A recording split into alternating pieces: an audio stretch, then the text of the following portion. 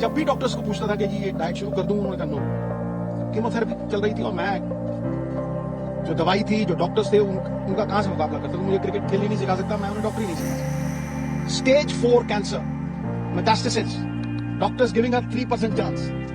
किस तरह से वहां से 40 दिन में वापस आई।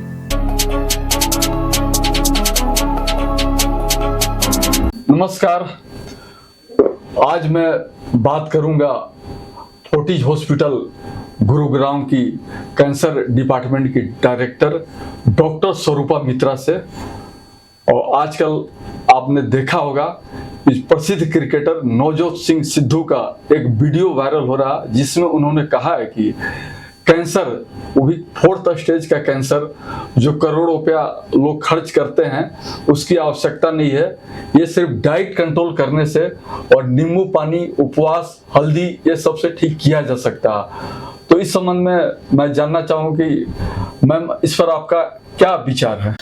हाँ, सुरेंद्र जी, थैंक यू वेरी मच कि आप आए और एक बहुत इम्पॉर्टेंट टॉपिक के बारे में हम लोग बात करने वाले हैं, और ये क्वेश्चन को रेज करने के लिए भी थैंक यू। 1-2 दिन से वायरल हो रहा है नवजोत सिंह सिद्धू की जो बयान है, वीडियो उनका वायरल हो रहा है, जो जैसे आपने कहा कि स्टेज 4 का कैंसर हल्दी या इस तरह की चीज़ें, उपवास से या आपके डाइट में चीनी कम करने से, डेयरी प्रोडक्ट्स कम करने से ठीक हो जाता है। तो मैं इसके बारे में बात करना चाहती हूँ। ये बिल्कुल इसमें कोई भी भित्ति नहीं है, इसमें कोई भी एविडेंस नहीं है कि कैंसर कोई भी स्टेज में, पहला स्टेज, सेकंड स्टेज, तीसरा स्टेज, चौथा स्टेज, किसी में भी इस तरह की इलाज से कोई फायदा नहीं होता है। कैंसर के इलाज 3 प्रकार के होते हैं: surgery, radiation, systemic treatment. Systemic treatment में कीमोथेरेपी, हार्मोन थेरेपी और कीमोथेरेपी आ जाता है। इसके अलावा कोई भी तरह की ट्रीटमेंट कैंसर के लिए कोई एविडेंस नहीं है। इसीलिए कैंसर की जब भी ट्रीटमेंट कराना होगा, कोई ऑन्कोलॉजिस्ट के पास, कोई भी कैंसर सेंटर में जहाँ पे evidence based, research based treatment होता है, वही ट्रीटमेंट कराना चाहिए।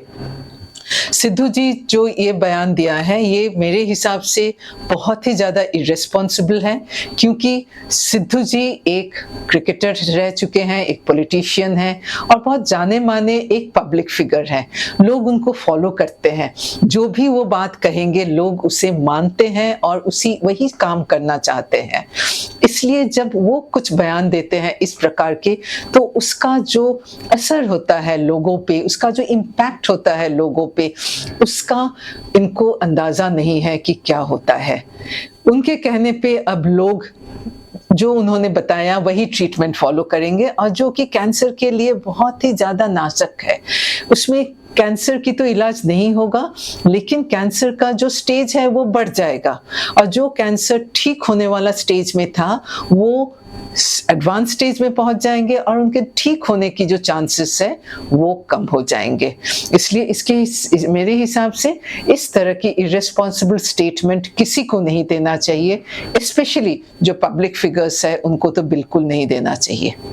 सिद्धू जी का कहना है मैडम कि हमने जो अपनी वाइफ का जो ट्रीटमेंट किया, वो 40 दिन के अंदर वो डाइट कंट्रोल से और जो भी प्राकृतिक चिकित्सा है उससे 40 दिन के अंदर ठीक हो गया। तो इस पर आपका क्या कहना है? ये भी एक बहुत इम्पोर्टेंट बात है सुरेंद्र जी। कैंसर में there are 2 terms, cure and remission. 4th stage में हम क्योर नहीं बोलते हैं, 4th स्टेज क्योर नहीं हो सकता है, लेकिन हम उसे रेमिशन दे सकते हैं।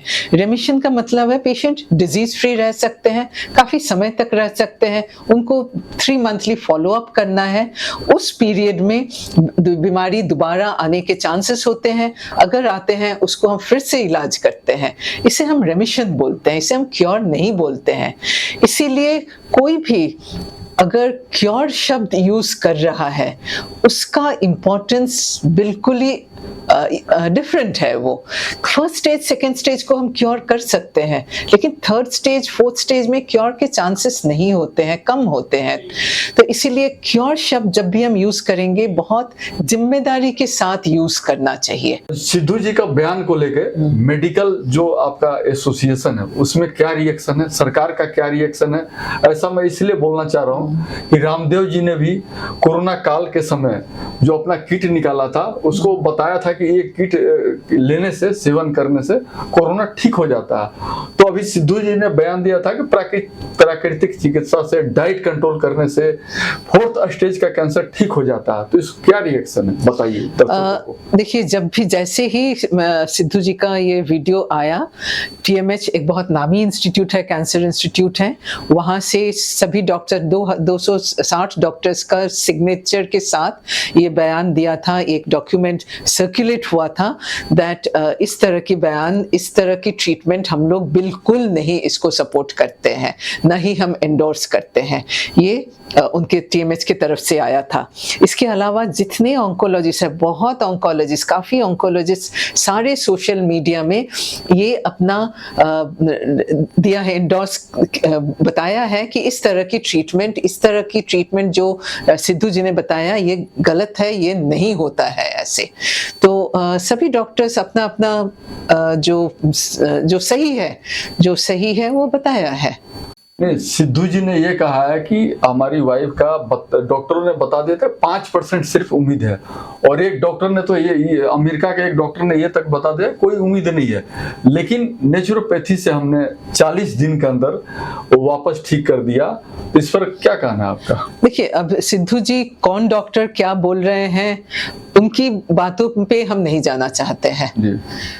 हमें पता है कि हम परसेंटेज कैसे कोट करते हैं, ये मोस्टली एक एकेडमिक डेटा है। एक फोर्थ स्टेज में हम इतना पेशेंट को बोलते हैं ठीक नहीं होते हैं, लेकिन क्योर हम शब्द यूज नहीं करते हैं। रेमिशन में जा सकते हैं, लेकिन क्योर शब्द हम फोर्थ स्टेज, रेमिशन का मतलब होता है उनकी सारी कोर्स ऑफ ट्रीटमेंट पेशेंट का खत्म हो गया है, उसके बाद बॉडी में कहीं पे कोई डिजीज नहीं है।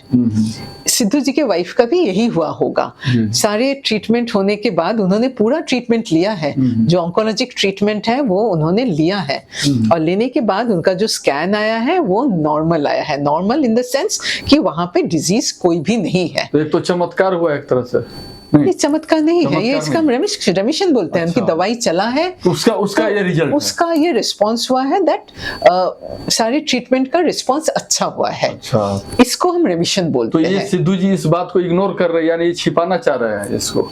ये वही कह सकते हैं वो क्यों कर रहे हैं। हम उनके बात एक तरह से जनता को गुमराह करने वाली बात है। एग्जैक्टली मेरे हिसाब से यही कि उनका जो ट्रीटमेंट चला है ये बात उन्होंने सबके सामने में नहीं कहा है उस वीडियो में। पहले बाकी सब वीडियोस में उन्होंने कहा है, उनका पिक्चर्स भी है जब उनके कीमोथेरेपी लेते हुए उनका पिक्चर्स भी है, लेकिन ये पर्टिकुलर वीडियो में उन्होंने नहीं कहा है। लेकिन यहाँ पे आर्ग्यूमेंट नहीं है, वो उनका राइट है, वो कैसे वो वीडियो में बोलते हैं, लेकिन किसी को भी ये हक नहीं है कि गलत बयान देकर हम बाकी सबको जो पब्लिक है उनको हम गुमराह तो करें। ठीक करने का दावा इसको आप मानने से इनकार कर रही है? बिल्कुल नहीं होता है ये। अभी तक कोई रिसर्च, कोई एविडेंस नहीं पता चला है कि पूरा क्योर है नहीं है। नहीं, हम 3-3 महीने में उनको देखते रहेंगे। अच्छा, क्योंकि 3-3 महीने में उनको हम फॉलो अप करेंगे, और ये बोलते क्योंकि दोबारा थर्ड स्टेज फोर्थ स्टेज में दोबारा आने के चांसेस होते हैं। अगर कोई पेशेंट 3-4 साल 5 साल तक ठीक है, तब हम उसको क्योर बोल सकते हैं।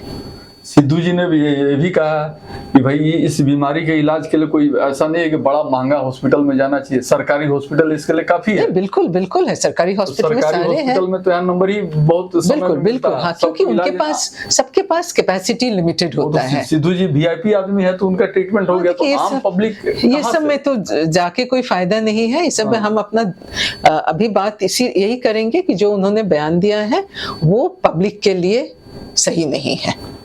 यानी नीम हकीम का जो लोग बताते हैं कि अगर कई होम्योपैथिक डॉक्टर भी दावा करते हैं कि हमारी दवाई से कैंसर क्योर हो जाता है, होम्योपैथिक दवा के संबंध में क्या कहना आपका? देखिए, जब तक कोई रिसर्च हमें प्रूव नहीं करता है हम उसको नहीं मानने के लिए तैयार हैं।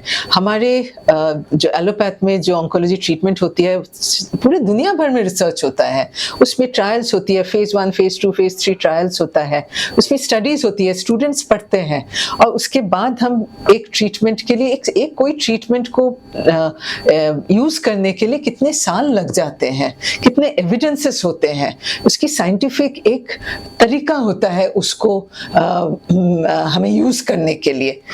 जब तक इस तरह के एविडेंसेस नहीं आता है सामने हम उसे मानने के लिए तैयार नहीं हैं। हम नहीं कह रहे, आयुर्वेदिक में होम्योपैथ में है बहुत सारे मेडिसिन हैं जो कि जनरल हेल्थ के लिए अच्छा है, हल्दी लेना अच्छा है, एक्सरसाइज करना अच्छा है, कोई भी लिमिट में खाना लेना अच्छा है, ये सेहत के लिए अच्छा है। लेकिन इसका मतलब ये नहीं है कि कैंसर ठीक हो जाएगा, चाहे वो पहला स्टेज हो या चौथा स्टेज हो, ठीक हो जाएगा, ये दावा सही नहीं है। उपवास का इसमें कितना रोल है? कोई भी रोल नहीं है।